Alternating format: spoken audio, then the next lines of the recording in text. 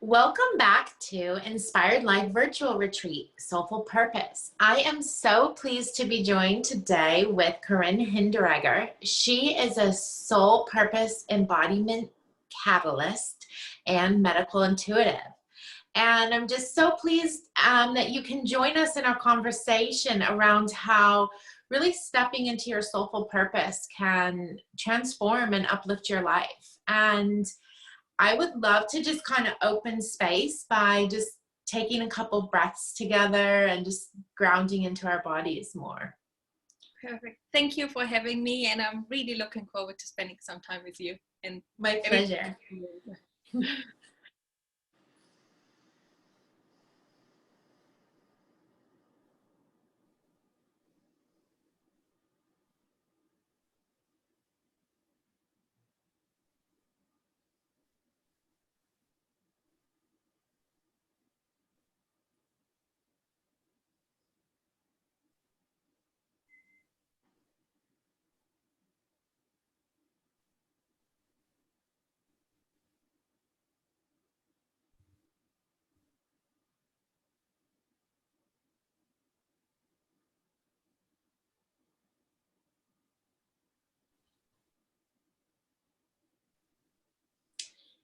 And I'd just like to take this moment to invite you, our guests, to just set your own personal intention for this time together. And this way, you're able to really kind of extract these nuggets of wisdom from the conversation that really apply to your own life, and you can use it to really directly move yourself forward.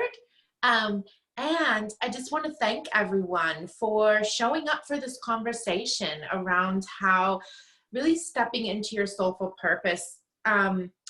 You become kind of a leader within your community when you do this, because it inspires other people and gives other people kind of courage to also think about what their purpose is and to step into that as well. And in this way, we kind of create this ripple effect around the world, that we're all really claiming that we have a right to live a purposeful life and a soul-centered life. And with that, Corin, could you share with us a bit about your work? We'd love to hear.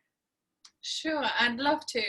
So for today's call, like my intention is just to bring awareness to more people at how important the embodiment part is of our soul purpose. As long as we not connect or fully embody our soul purpose, the connection never translates in our life. It's just very out there. So I would love to use this conversation with you to also embody it more myself, as every time we have a conversation or anyone has a conversation, it just helps us to embody it more and own it more. And I love to share more of this part of my work with everyone who needs to hear it. Yeah, lovely.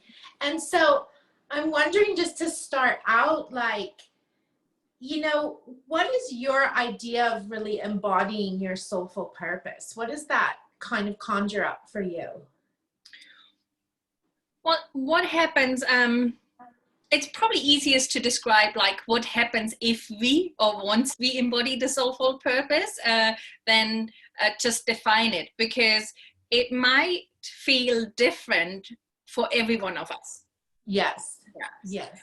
So I feel like, the way I experience it is like, as soon as we are really deeply connecting with our soul purpose and start to embody it, life becomes easy and it flows. It doesn't mean that everything is perfect. We need to get clarity on that. Like, nothing is always perfect. Like, that's not the way life works, because then we don't learn and we're not growing. But it becomes easy and it starts to flow, and we just really feel at home in our core essence. Yes.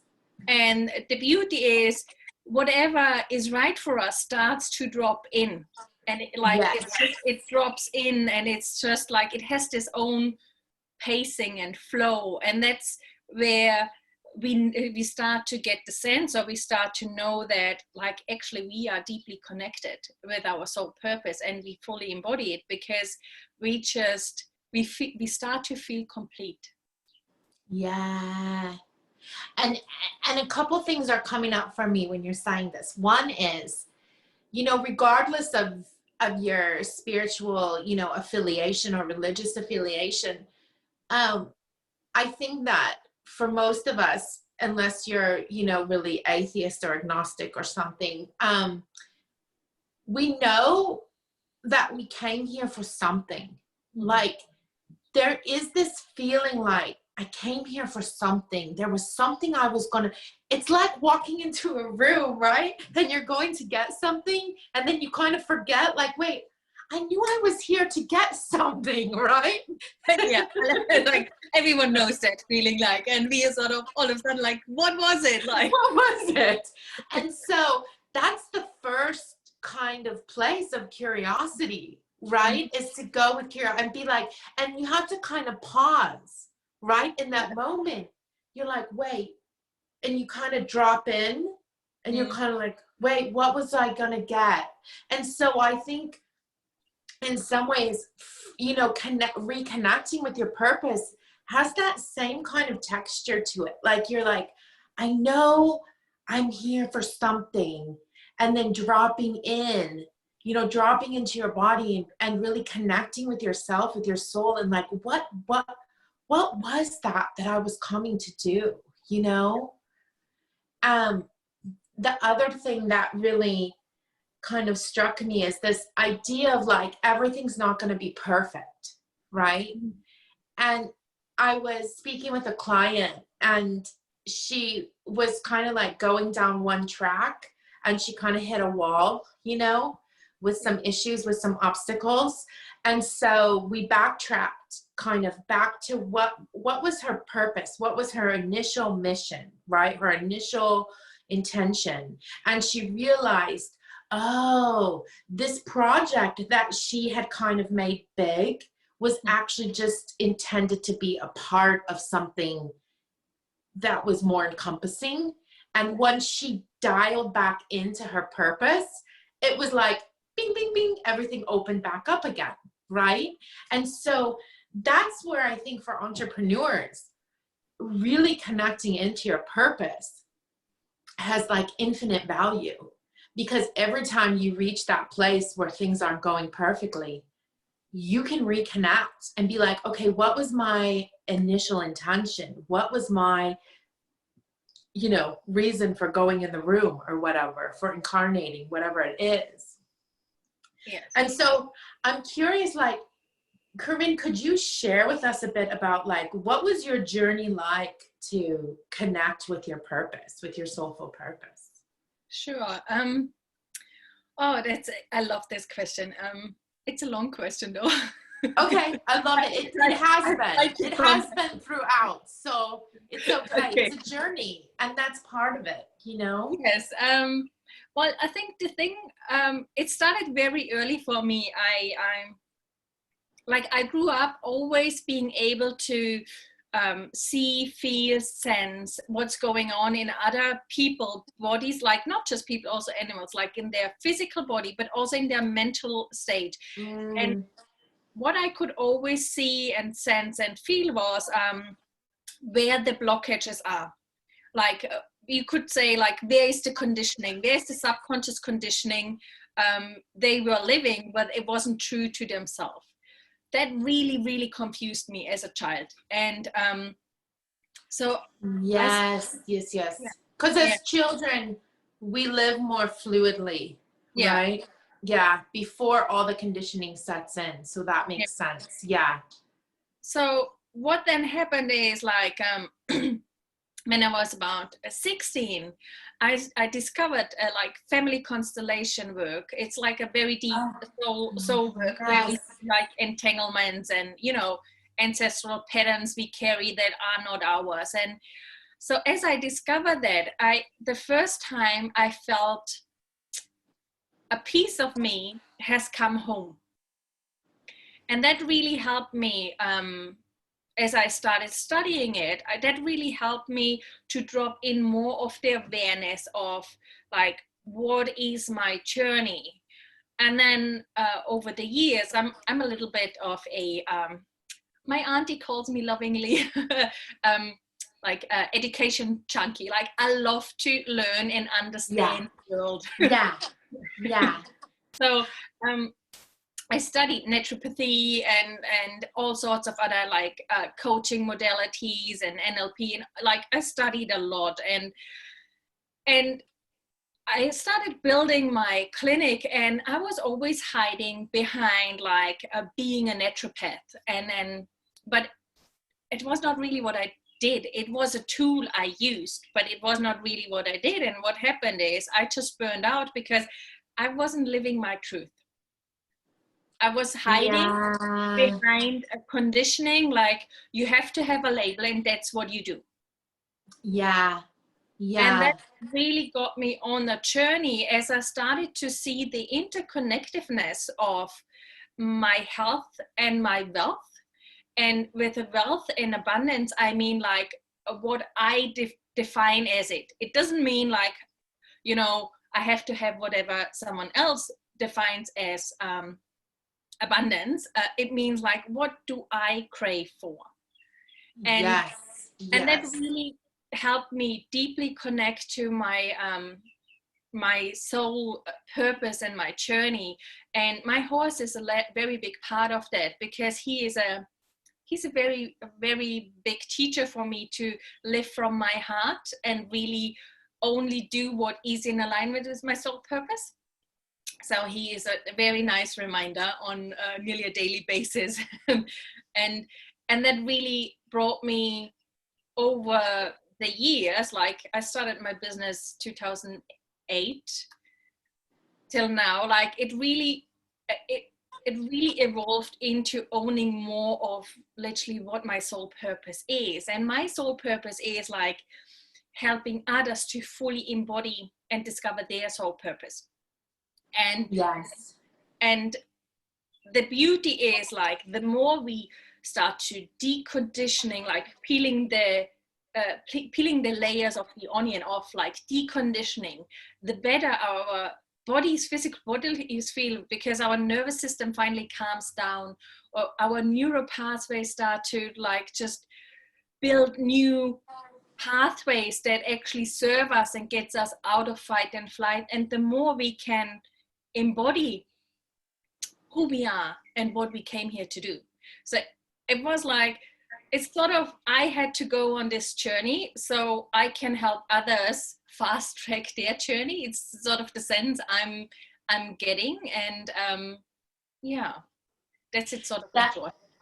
that is so beautiful. And you know, I love this part about the horses as a small tangent, because I've done some riding myself before, and also done some horse equine therapy more work. And it is such, for people who are in a place where they're really what should I say, like challenged with like stepping into their power and claiming, like you're saying, claiming that space in your body. It's like horses are like the ultimate pendulum, if that makes sense. For, are you like in your mind, or are you in your body, in your soul? Because that's how they operate. They operate in a herd, right? And they're normally prey animals. And so they literally sense from a very embodied place, the herd. And so when you work with them, they kind of, you know, they know we're not a horse, but they perceive us in that same way. And so if you are in your power, it's an amazing analogy for how spirit works too, right? Because when you're in your power, the horse acknowledges that, and the horse will, I mean, if you see these amazing people do like dressage or something, they're doing it all from their body, from their soul, like asking the horse to do these incredible things, right? And it's the same thing. I'm going off on this because it's the same energy that we co-create with spirit. When we are embodied and when we operate from that place, life starts to organize, right, around us, and these doorways open, these pathways open, and sometimes it feels like you're just like going, you're not getting traction, and then all of a sudden you kind of leap forward, like something just propels you forward. And I really feel like that's where the spirit energy comes in to meet what your soul's already putting into process. And so it's one of the huge benefits of working from this soulful purpose place, is that everything starts to align around it. And so I'm wondering, like, what did life, I mean, I know you mentioned burnout, but like, what did that kind of look like to be living more of a, you know, kind of a facade of like, you know, kind of hiding behind this naturopathic, you know, doctor place, versus really coming out as more of like a medical intuitive, or like a soul, you know, catalyst? Well, it was actually the distinction for me was like everything looked good, but the feeling I had, the internal feeling, was like something like shredded me apart. Like, that's how I felt. Like, I felt like a ticking time bomb that could go off any time. And but everyone was like, oh, you know, you successful, you make good money, you know, you have make a good financial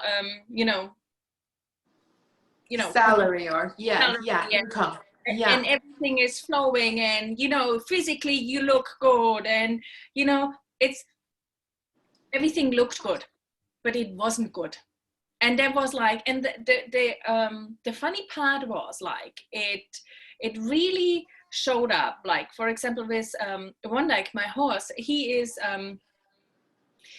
a thing that he does.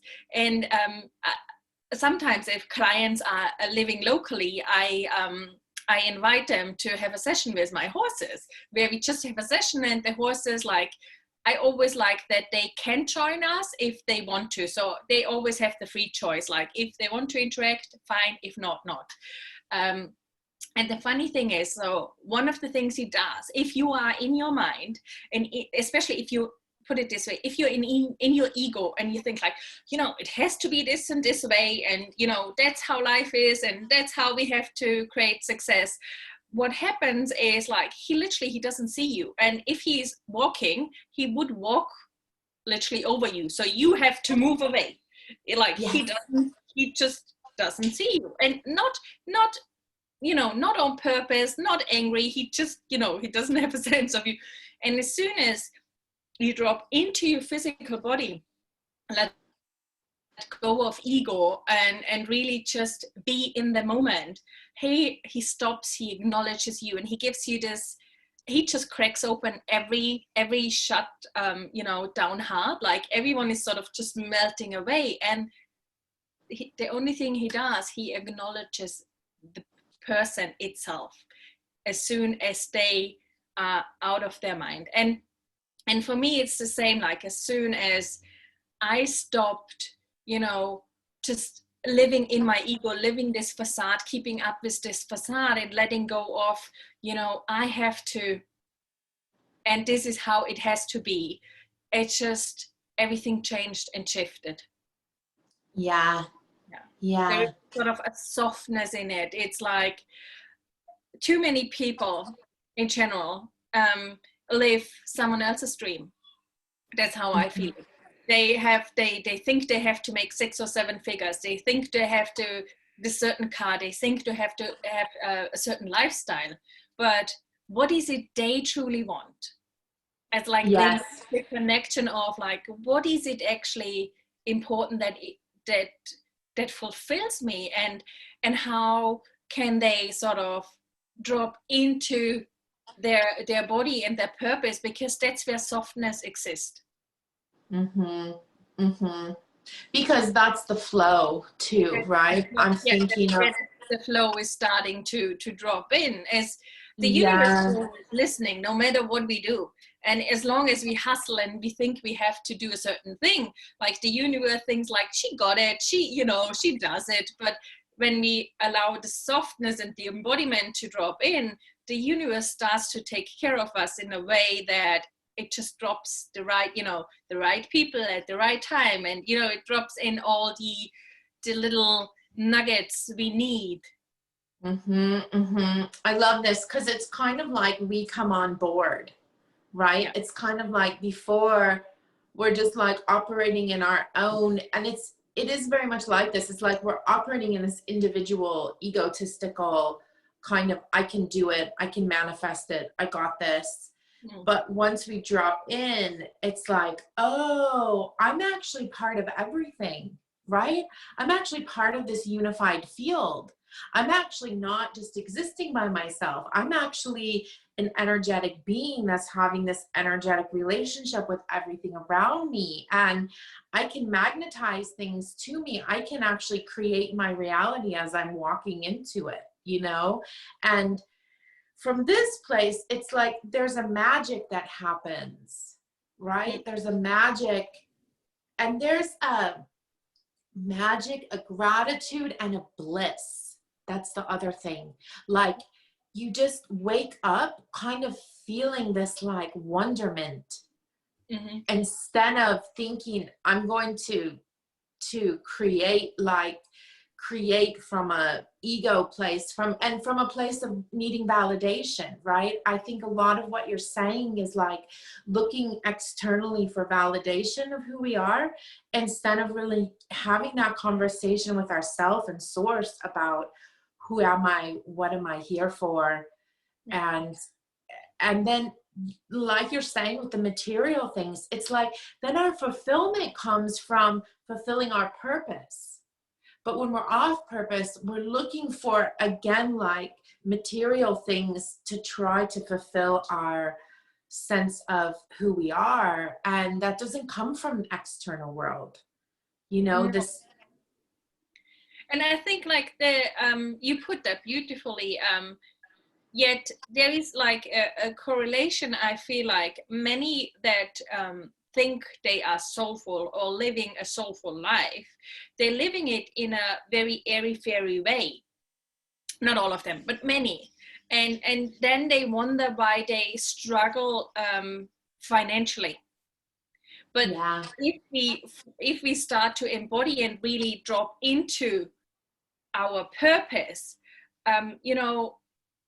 material things that are in alignment with us and like abundance, whatever that means for you. For me, it means like looking out of the window and seeing my 3 horses. It like, Yes. money doesn't do anything for me, but being able to upkeep them and go for beach walks with my dog in the morning when I don't feel like working or whatever, like that's abundance to me. So whatever abundance is for you will drop in as soon as you start to embody that. And that's another thing I feel very passionate about, because many feel like, well, if I follow my soul purpose, I can't survive. And that's not true. It's actually the opposite. Yeah. And I love this idea because ultimately money is like an infinite resource, right? But time is something that for each of us is finite. We don't know exactly to what degree it's finite, but our time and our experience is really the thing that we take away when we leave this earthly plane, right? And so it's like I see how the richness of like having your own herd of horses that you're like a part of, it's like your family, and there's so much richness in that. And so for some people, it would be their Lamborghini and their Range Rover and their Porsche, right? That's totally fine too, as long as it's in alignment with, their goal, not their ego goal, but what fulfills them. Yeah. Because maybe that truly is on purpose for them. So there's no judgment. But if it's not, then it's like living someone else's life. you Mm. know, and thinking that that is going to fulfill you, but it never will, because it's not coming from your own true desires, you know. And so that's another part of your purpose, right? Is really claiming your desires in life. What are your true desires, and allowing them to be okay, you know, allowing it to be okay that richness to you is a walk on the beach with your dog in the morning. Like, that's the richest thing. That's, you know, better than whatever, going to Tiffany's and buying a giant diamond ring, you know. And That wouldn't do much for me.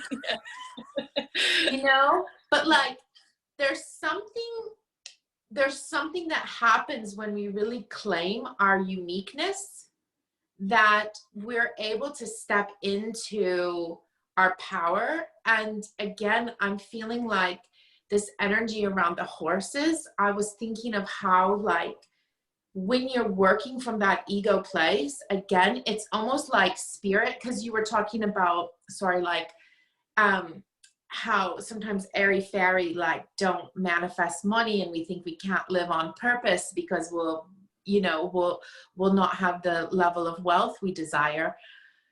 But maybe it's because we're not embodying it, we're not bringing it down. And so it's the same as the horse not seeing you. Spirit can't see you to really, like, bring to you the things that would help you to move forward into, you know, the material abundance that you're desiring. That's exactly it. Yeah.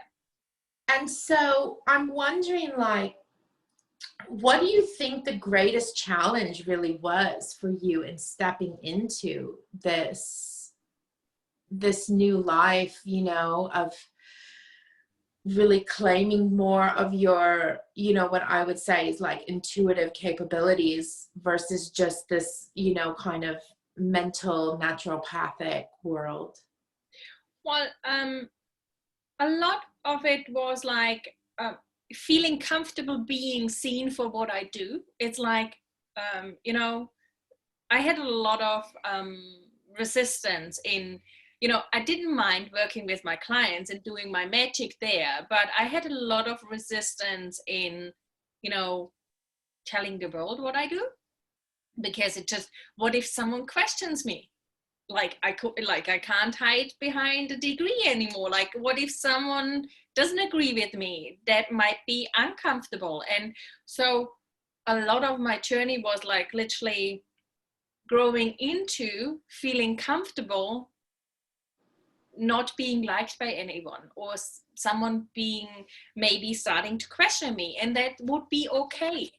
And that was for me a big journey, and there was a lot of inner work and inner conditioning of letting go. And I think, or I feel, it has a lot to do with like my heritage, like being Austrian, like being German speaking. It's like, you know, you can't stand out because you can't be different than other ones, because like, it may sound weird, but there was a sense of like, you know, what happened to the Jews? Like, they were different, so something bad happened, so no one can stand out. That was that feeling of you can't stand out because, you know, the history has proven people who stand out, something bad is happening. And there was a lot of, for me, it needed a lot of inner work and a lot of deconditioning of like, I am okay if I am me. I am okay if I'm living my soul purpose, and I'm okay, like I'm safe. And so that was a lot of the work I had to do for myself to be comfortable living fully what, you know, living and honestly claiming my place in my soul purpose journey. Yeah. Because I can see that it's like camouflaging, kind of. It's like camouflaging our soul so we blend in with everyone. Yeah. For that fear of standing out, of being different, and so what a beautiful thing to overcome and bring out into the world. And so I'm so curious, like, how was the journey from Austria to New Zealand. How is this journey happening? Well, it was like the universe wanted me to be here. I'll put it Yeah. this way. It was like I had the burnout in Austria, and my husband was like, we had a 1.5-year-old at the time, and my husband was like, that's not working. You're always angry. Like, I can't deal with that. So let's go on a holiday. And he had been in New Zealand before, and he really loved it. And so we just thought like, okay, let's go on a holiday to New Zealand. And the beauty, what happened was like, I calmed down so quickly because I could let go of all the agenda of what I have to do during a day, and I could be me, because I wasn't in the, like, the society didn't expect anything from me because they didn't know me. Yeah. So, and then what happened? Our very, very energetic and often angry, little one, he calmed down too.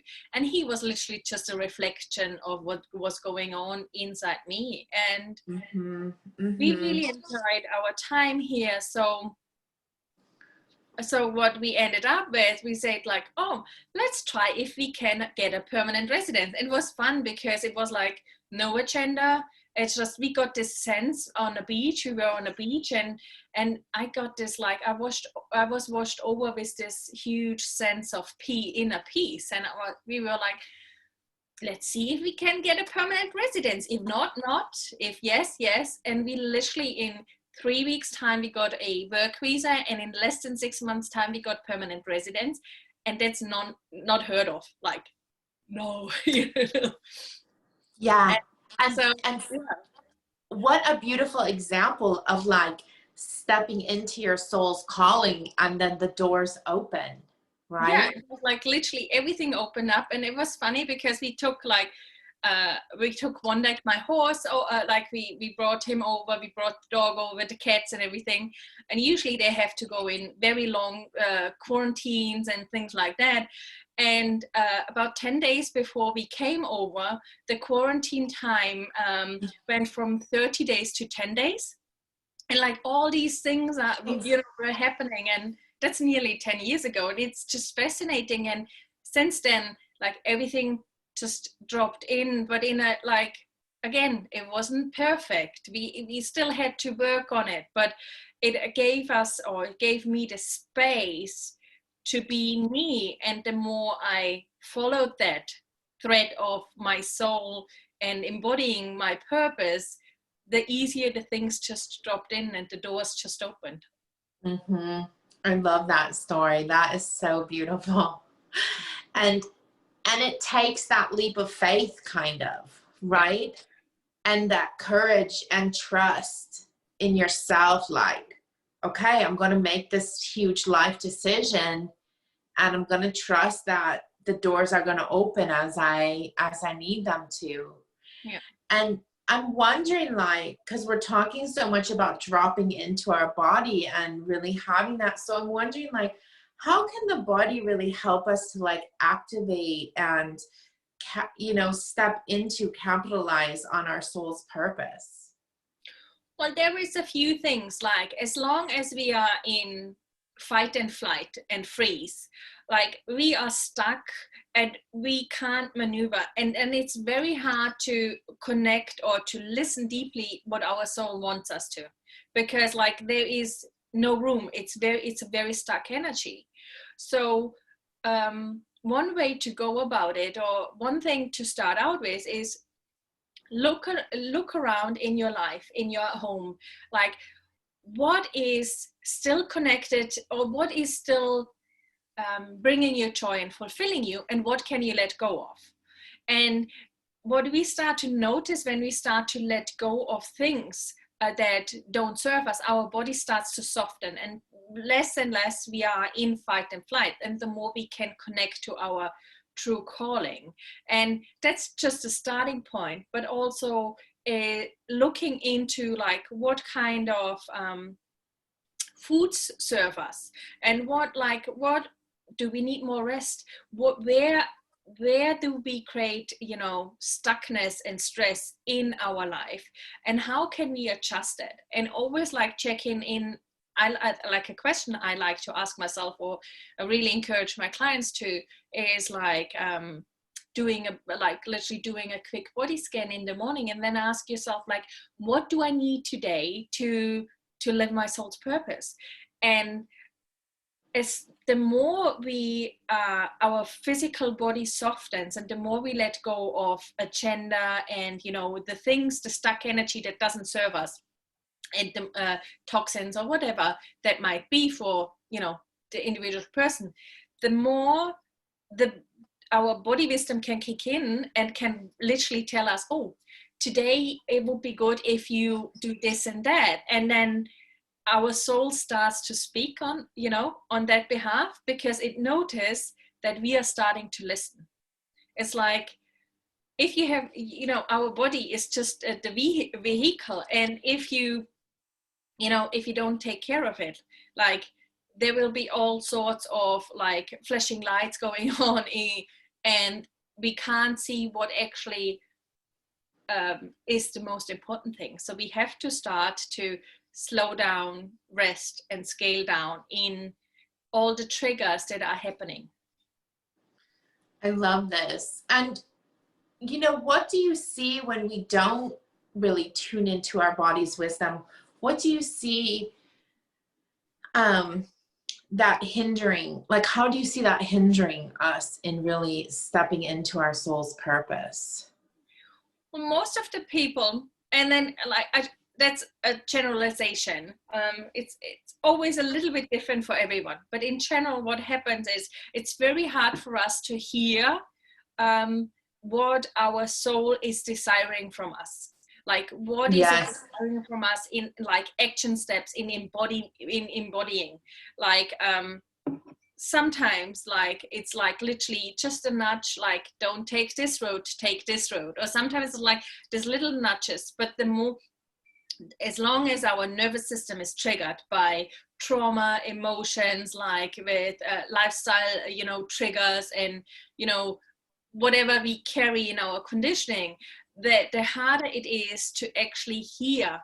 And so our soul calling, because it's just too stressful for our physical body to witness it. Yeah. And it's kind of like trying to listen to many different radios at once. Yeah. You have to kind of turn off the mental jabber, and then you can you can hear that frequency from your body, better. And that's part of the reason breath for me is so beautiful, because it just, when I breathe, it's like I can feel the places that the breath isn't going to as easily. And then I know to send my conscious mind there to kind of open it up with breath. And then often when that happens, that energy that has been a little bit more stuck will have some kind of message or something attached to it, sometimes not, or an emotion or a feeling. And then in that, it kind of gives me some insight into the areas in my life that I need to clean up, or I need to work on more. And at the same time, like, once you kind of do that, and then you're breathing into your heart center, into your abdomen, you can really get some really good body wisdom on what the next step is, what the next step for you is, and how that looks, in your life, in manifesting your purpose. And I'm just, yeah.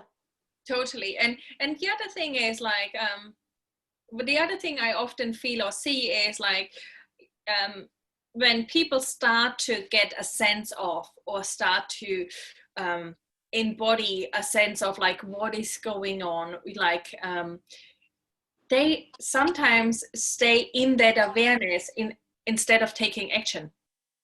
And that's another crucial part. We do have to take action, because nothing will ever change in our life if we only build awareness. Awareness is key, yet we have to take an action step. We have to you know, maybe fuel our bodies, or like our cars, like they will run out of, you know, they will stop working if we don't fill them up. And so we also have, from that point of like that awareness of like what is going on, what is the soul desiring, we actually need to take conscious action steps too. I love this. Thank you so much for this conversation, Corin, and thank you for just your openness and vulnerability in this dialogue around our soulful purpose, and how you've really stepped into and taken these action steps to claim your purpose in your life, you know? And I would love to close with just taking a couple breaths together and really grounding this in and sending it out as a prayer. Thank you for having me. Yeah, my pleasure.